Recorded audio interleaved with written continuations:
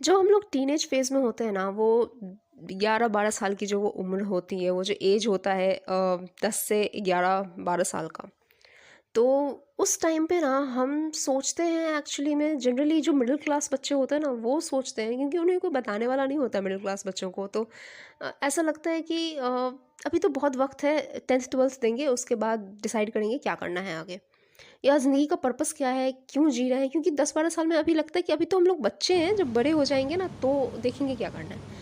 लेकिन I would like to tell you one thing, कि जब बड़े हो जाएँगे तब हम ये करेंगे। तुम सोचो कि तुम अभी की जो ज़िंदगी है तुम्हारी, ये जो 12 साल की जो उम्र है तुम्हारी, 10-12 साल की, जो भी टीनेज फेज़ शुरू होने से पहले या टीनेज फेज़ जो 12-13 साल की होती है, तुम उस टाइम पे उस वक़्त को, उस जो बहुत प्रीशियस और बहुत बेस्ट टाइम होता है तुम्हारी ज़िंदगी का, तुम बेस्ट दिख रहे होते हो।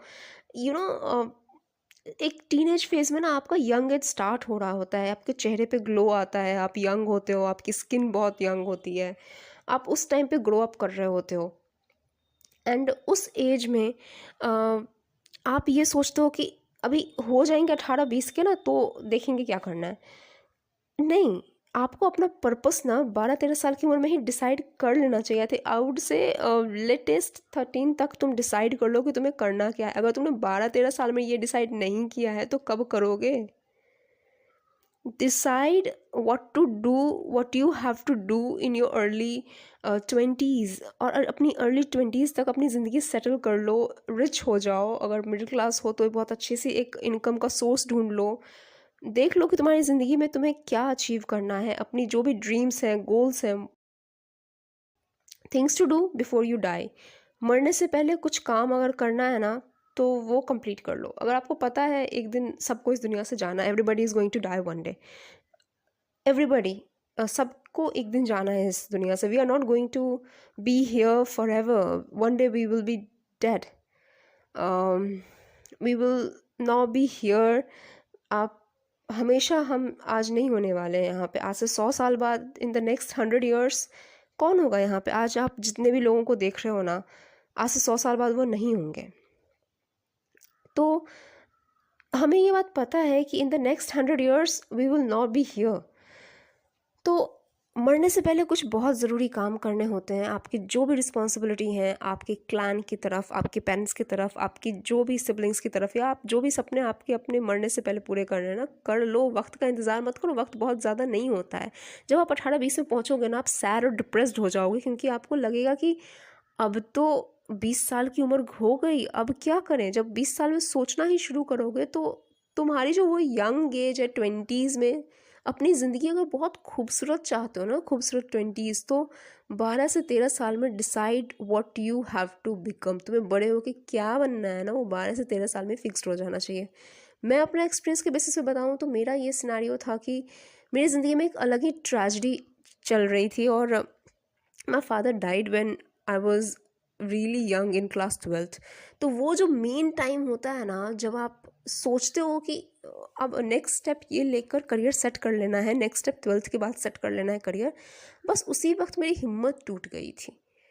आई वॉज रियली सैड, मैं अंदर से बहुत दुखी रहती थी। मेरी मुझे मुझे लगता था कि अब क्या करूँ मैं।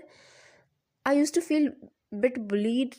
मुझे लगता था कि मैं अपनी स्किन कॉम्प्लेक्शन, क्योंकि मैं वाइट स्किन कॉम्प्लेक्शन में आती हूँ, और इंडिया में, इस कंट्री में मेजॉरिटी में मैं नहीं आती हूँ। मेजॉरिटी ब्लैक और ब्राउन स्किन कॉम्प्लेक्शन है। आई एम सॉरी टू से, but brown skin complexion India में मेजॉरिटी में है। तो मैं माइनॉरिटी में आती हूँ, और मेरा वाइट स्किन कॉम्प्लेक्शन होने की वजह से मैं बहुत बुली भी होती थी, क्योंकि मैं बहुत अलग दिखती थी। I use to look different from the rest of the people, from the rest of the students. बस इतना कहना चाहूँगी कि रिग्रेट करने का भी टाइम नहीं होगा। आगे चल के 20s में रिग्रेट करो, इससे पहले है कि खुद को संभाल लो और 12-13 साल की उम्र में डिसाइड कर लो। और कोई भी बच्चा, कोई भी स्टूडेंट वाइट स्किन कॉम्प्लेक्शन का हो, या जो भी, कोई भी स्टूडेंट अगर इस टाइम पे मुझे सुन रहा है ना, मैं बस यही कहूँगी कि तुम अपनी ज़िंदगी डिसाइड कर लो 12 साल में ही कि तुम्हें क्या करना है। क्योंकि वो बेस्ट एज है कि decide what you have to do. एक करियर चुन लो, अपना एक पैशन चुन लो। इसलिए मैं पहले ही बता रही हूँ, अपने पर्सनल एक्सपीरियंस के बेसिस पे बता रही हूँ। मैं वाइट स्किन थी और मिडिल क्लास भी थी, क्योंकि इतनी रिच लिस्ट में तो आती नहीं थी। तो I use to suffer a lot. मैं काफ़ी सफ़र कर चुकी हूँ अभी तक ज़िंदगी में। I suffered a lot, I saw death and बहुत सारी मुश्किलों का सामना करने के बाद मैं आज अपनी लेट ट्वेंटीज़ में हूँ। या I would say late twenties, because अगर आप देखोगे तो लेट ट्वेंटीज़ की तरफ ही आ चुकी हूँ मैं। और अब जाकर मैं आपसे, but I am still in my twenties, but मैं आपसे अब जाके शेयर कर रही हूँ अपनी ज़िंदगी की कहानी। बट अगर आप ज़िंदा हो, आपकी सांसें चल रही हैं, देन वो लाइन याद रखना जो मैं अक्सर याद रखती हूँ, life is what you make it.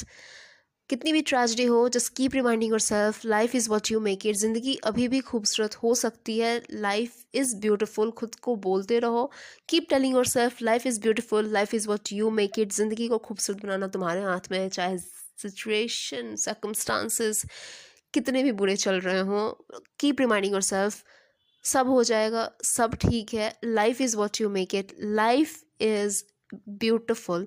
भगवान जो करते हैं बहुत अच्छे के लिए करते हो, जो हो रहा है बहुत अच्छा हो रहा है, और तुम सब कुछ मैनेज कर लोगे। सांसें चल रही हैं, हैप्पी एंडिंग ज़रूर होगी तुम्हारी कहानी की, और हैप्पी एंडिंग लिखना तुम्हारे हाथ में है, और तुम कर लोगे जो तुम्हारी गोल्स हैं, अचीव कर लोगे। एक हॉबी चुन लो वो जो तुम्हें करना है ज़िंदगी भर।